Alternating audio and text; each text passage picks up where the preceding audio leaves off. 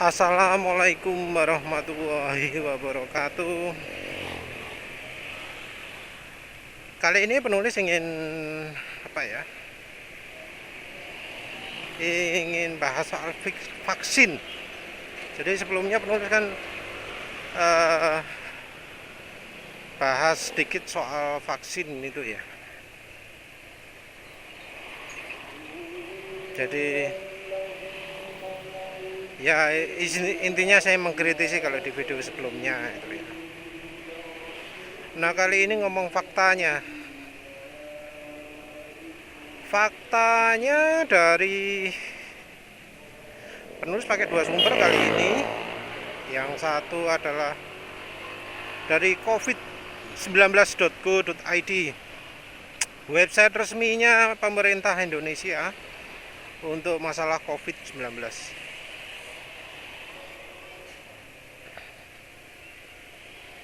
Terus berikutnya adalah NIH lagi, apa ya, National Information of Health apa, lupa lah. Itu lembaga resminya Amerika. Kita bicara soal akurasi antivirus dulu. Akurasi tes antigen, akurasi rapid test. Kalau akurasinya lab, ya beda lagi ya. Sumbernya dari NIH juga dan ada terjemahan juga. Penulis cukup kaget ya. Sebelumnya sih penulis dapat informasi dari dokter ID itu mengatakan akurasinya tes rapid test atau swab itu sekitar 60 berapa dan 70 berapa. Yang rapid testnya sekitar 60-an berapa, yang swab yang laboratori itu 70 berapa gitu, 73 atau berapa, lupa terus. Nah ternyata nggak gitu ya, itu kalau di rata-rata. Tapi ya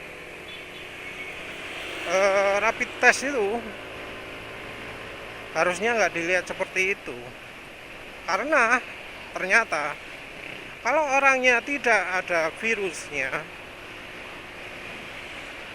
maka hasil uji tesnya adalah negatif. Jadi kalau orangnya benar-benar nggak ada COVID-nya, hasilnya negatif, dan itu tinggi, 97 atau 98% kalau nggak salah ya. Tinggi sekali, akurat sekali. Ya nggak akurat itu kalau orangnya beneran kena COVID. Kalau orangnya beneran kena COVID, maka sensitivitasnya, kemampuan untuk mendeteksi virus itu cuma sekitar 50%-an lah, lebih dikit.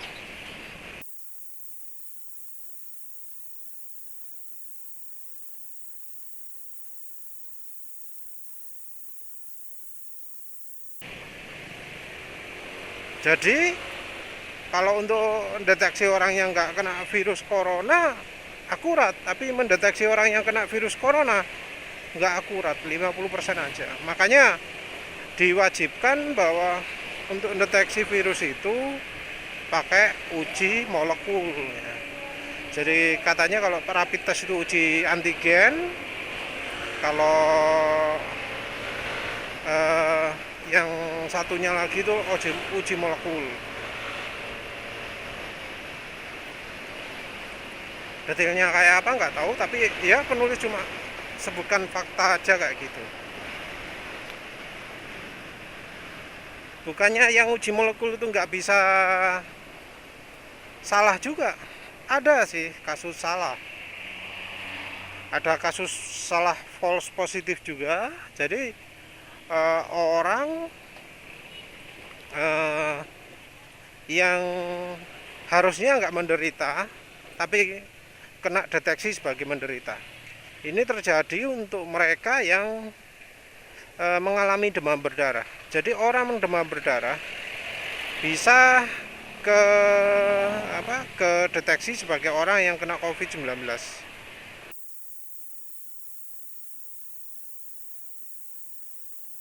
Ini kalau nggak salah tingkat kesalahannya 30% atau berapa.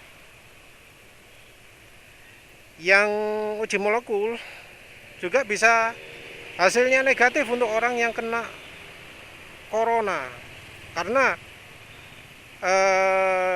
alasan-alasannya itu karena salah prosedur. Jadi kalau orang yang orang yang kena terus diambil sampelnya dan sampelnya ini salah, tidak tidak ditangani dengan benar atau bagaimana gitu ya, hasilnya bisa negatif.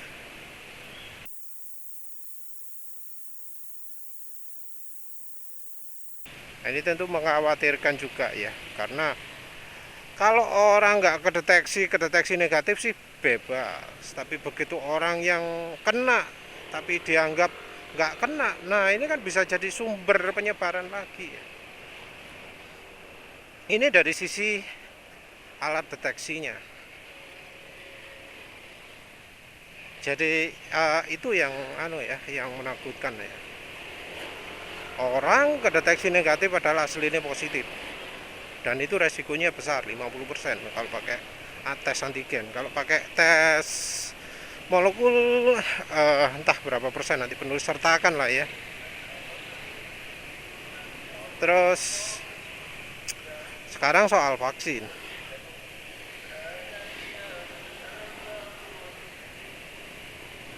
Nah, vaksin ini sekarang di Indonesia ada banyak ya, ada 7 sampai 9 gitu ya. Tapi yang terkenal ada 4.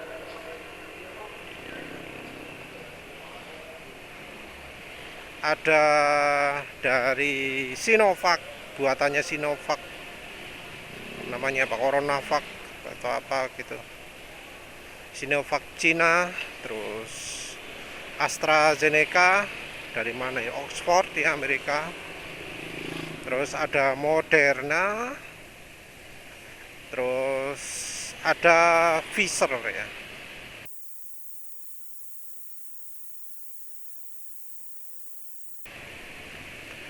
Itu yang Pfizer itu nyebutnya apa? Bener nggak penulis nyebut Pfizer? Bisa anggap aja bener. Pfizer gitu yang tulisannya Pfizer. Es mburangil jenenge. Nah, banyak sebenarnya ya, tapi penulis cuma nyebut 4. Ada satu lagi ya, Bio Farma. Tapi Bio Farma ini sepertinya dia pakai bahannya Sinovac, bahan mentahnya, terus kemudian diolah oleh Bio Farma menjadi virus. Jadi misalnya ya, bahannya 1 juta, nanti jadinya 90 juta gitu. Entah berapa angkanya, nanti penulis sertakan datanya lah. Yang ini infonya dari COVID-19.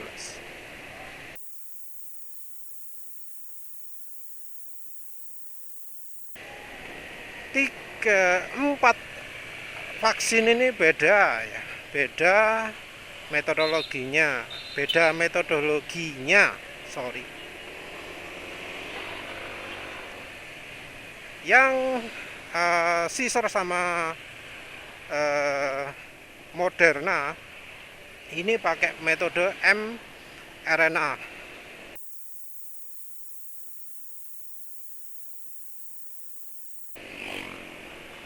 Terus yang yang AstraZeneca itu pakai recombiner atau apa gitu ya.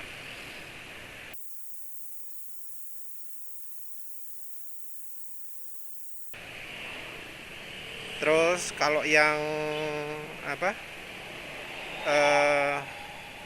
Sinovac pakai virus yang dideaktivasikan, virus yang disable, dimatikan.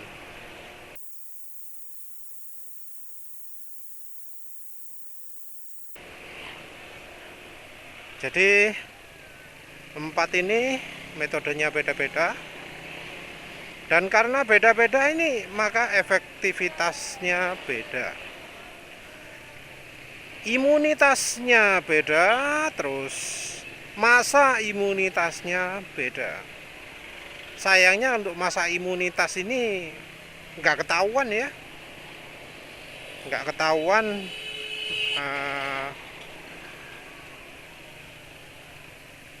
berapa lama ya, nggak ada perbandingannya masa untuk masa imunitasnya berapa. Ini sementara masih jelasan soal teori gitu ya. Jadi secara teori mRNA itu paling lama masa perlindungannya. Terus yang pakai virus di nonaktifkan itu paling sebentar masa perlindungannya. Selain itu kekebalannya juga lebih kecil daripada kalau pakai metode mRNA. Kalau yang metodenya AstraZeneca itu beda lagi ya. Di antaranya lah nanti penulis sertakan.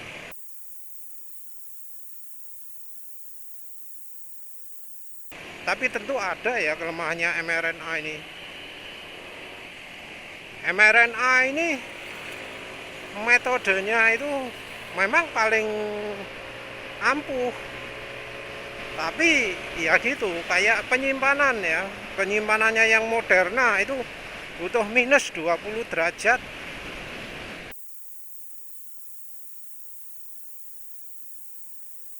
Nah ini tentu menyulitkan ya, harus bisa minus 20 derajat itu sulit.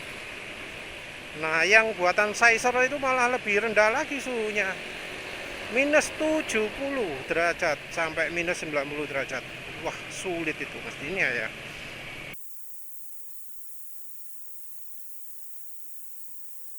Makanya ketika beli virus, pemerintah juga menyertakan kontainernya, wadahnya, tempatnya, karena ya kita nggak punya toh.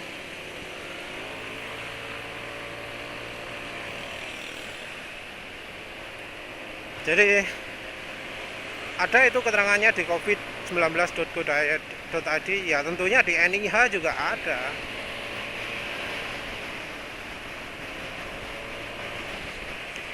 Terus kelemahan lain dari cara mRNA itu adalah paling beresiko, paling besar ya efek sampingnya, dan paling paling riskan.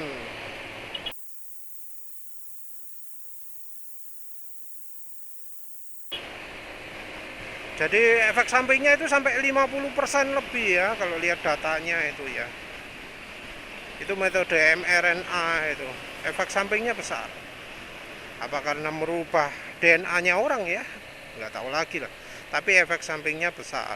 Kalau dibandingkan dengan metodenya virus yang dimatikan beda. Malah yang metode virus dimatikan itu dianggap yang paling aman.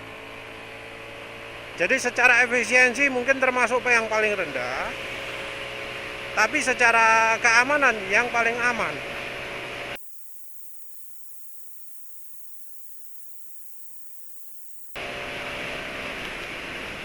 Jadi metode dimatikan itu kelemahannya, paling nggak efisien, tapi paling aman.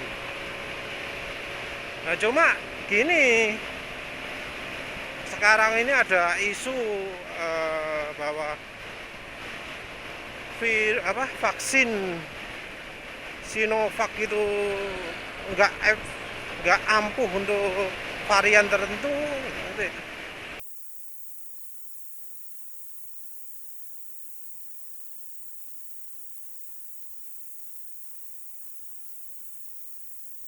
Itu penulis nggak bahas ya, karena penulis nggak nemu infonya di websitenya COVID-19 ataupun di websitenya NIH. Penulis nggak nemu, jadi penulis nggak bahas.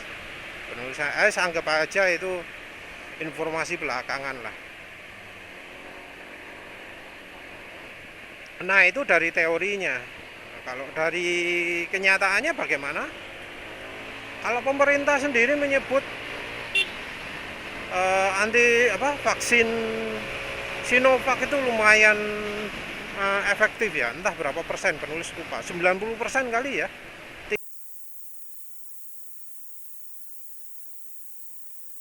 tinggi pokoknya. Terus AstraZeneca juga gitu, tinggi juga, 90 berapa persen gitu kalau nggak salah.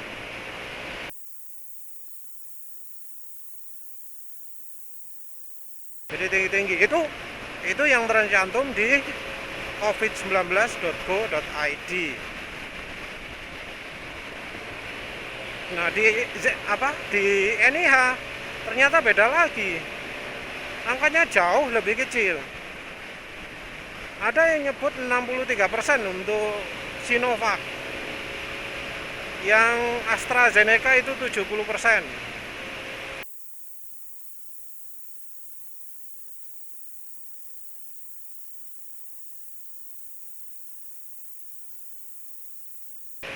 Ada juga yang menyertakan pakai ring ya, pakai minimal maksimal. Nah itu untuk AstraZeneca itu mulai berapa? Angka ini kecil kok. Angkanya kecil berapa sih?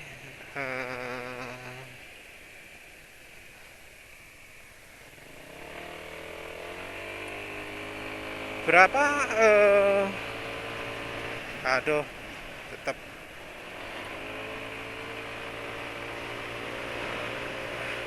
maksimalnya itu 80%. Dari mungkin 60 sampai 80% untuk AstraZeneca.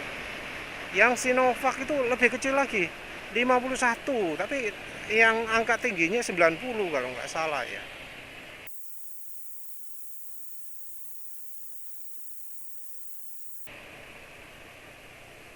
Jadi itu ya, ada beberapa sumber ya, tapi angkanya ya mirip-mirip lah. Angkanya Sinovac itu kecil, 63% atau berapa gitu, pokoknya paling kecil. Terus AstraZeneca itu agak besar. Yang beda lagi adalah soal dosis dan penerapannya. Kalau untuk dosis, AstraZeneca kalau nggak salah sekali ya.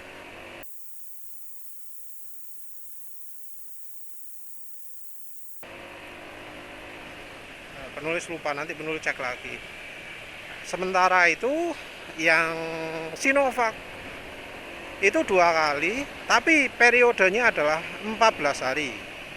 Sementara itu yang metode mRNA dari Moderna dan Pfizer itu sekitar 1 bulanan lah, 30 hari lah anggap aja. Nanti penulis cari angka pasnya berapa.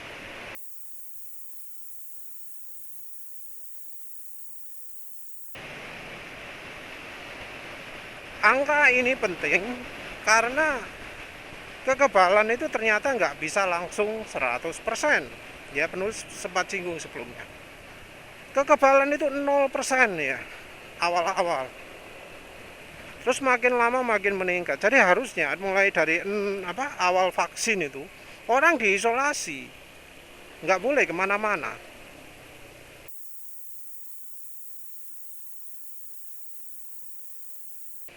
Jadi orang yang sudah vaksin itu kekebalannya di hari pertama itu 0, belum punya kekebalan dia.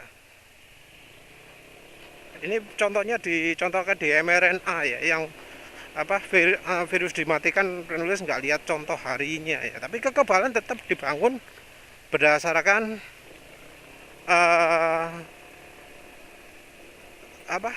pembentukan ya. Jadi yang kayak AstraZeneca dicontohkan juga ada harinya. Dan setelah apa divaksin juga hasilnya nggak langsung konstan datar gitu, tapi bisa turun.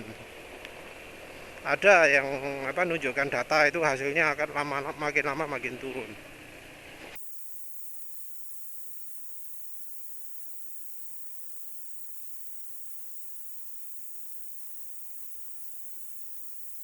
Ada juga yang nunjukkan naik pakai metode mRNA itu. Suntikan pertama kekebalannya hari pertama 0, hari ke-14 sekitar 30%, hari 30 berapa? 60%-an. Nanti suntikan kedua jadi meningkat 80%, sampai akhirnya 2 bulan meningkat jadi 100%.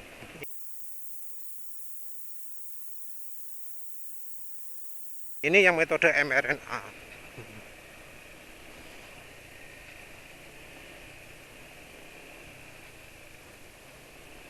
Yang metode mRNA itu Moderna dan Pfizer kayaknya akan ditujukan terutama untuk tenaga medis, bukan untuk masyarakat. Mungkin karena ya penanganannya yang sulit ya, karena harus pakai cold storage yang di bawah suhu 70 derajat Celcius, minus 70 ya. Yang Modernanya minus 20, itu kan suhu sangat rendah ya. Penanganannya tentu sulit. Sementara yang Sinovac kalau nggak salah butuh antara minus 2 sampai minus 7 derajat Celcius.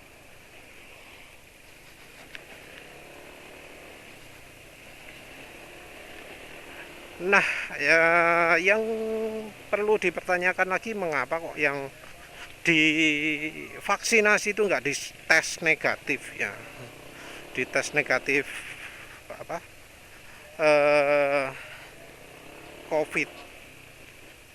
Bagaimana nanti gejalanya ketika orang yang mengalami menderita COVID ya, kena vaksinasi? Misalnya orang yang tanpa gejala, jadi nggak tahu ya. Orangnya sudah kena COVID, terus kena vaksin. Bagaimana nanti? Apa jadi makin kebal atau makin parah? Penulis sendiri pernah dengar ada yang sudah kena COVID masih bisa kena COVID lagi. Nah itu kan gimana ya, kekebalan itu sulit dibentuk ya. Mungkin itu juga ya alasannya mengapa yang virus vaksin Sinovac itu disebut paling rendah efikasinya ya, paling rendah efektivitasnya, paling rendah kekebalannya. Mungkin karena itu juga ya. Dan disebut kekebalannya juga pendek. Mungkin karena yang aslinya saja pendek, apalagi yang palsunya ya. Kan itu virus dimatikan, virus palsu. Tapi ya kembali lagi lah, vaksin itu mungkin perlu ya. Mungkin ya semua orang harus divaksin ya, selama nggak ada niat-niat buruk di belakangnya lah, ya nggak apa-apa lah. Ya selama masyarakat ini tidak dijadikan sebagai percobaan, nggak apa-apa lah. Ya kekebalan itu penting, tapi masyarakatnya sendiri jangan merasa kalau sudah pakai vaksin, sudah divaksin, merasa bebas dari ketularan.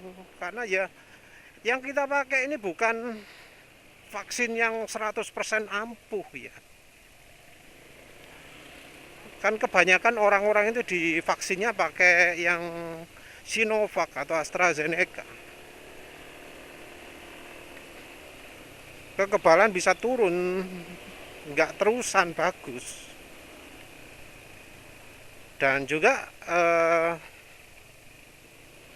dari sisi perlindungan, nggak langsung serta-merta langsung kebal, minim butuh 1 bulan. Dosis pertama itu kekebalannya paling cuma 30%.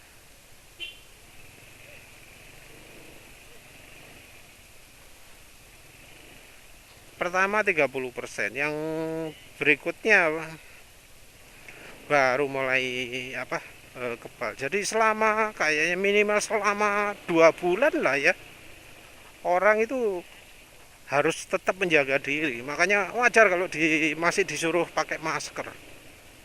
Ya biar gak sembarangan lah ya. Jangan merasa bebas dari COVID dulu. Soal COVID sendiri ya penulis sudah jelaskan sebelumnya apa metode apa untuk menanganinya.